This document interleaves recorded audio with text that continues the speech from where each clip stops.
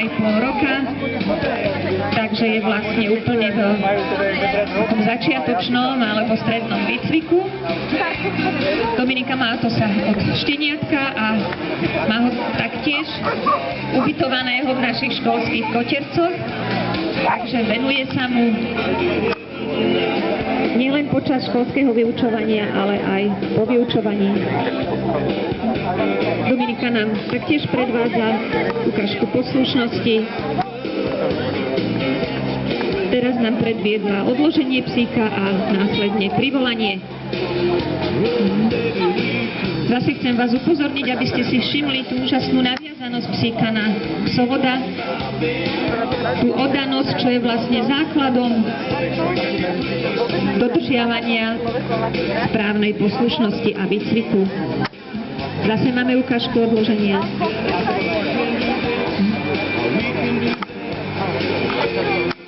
Dominika bola takisto členkou družstva, ktoré reprezentovalo našu školu, Spojenú školu Ivanke pri Dunaji, a ako družstvo sme sa v rámci celého Slovenska umiestnili taktiež na prvom mieste. O tento odbor štúdium kinológia je na našej škole veľký záujem.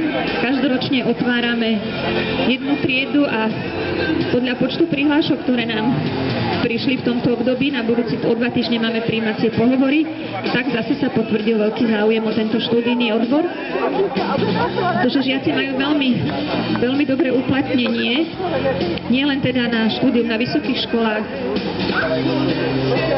či už biologického zamerania, alebo na ostatných vysokých školách, alebo niektorí majú takú metu a stať sa členmi policajného zboru a teda študovať na policajnej akadémii.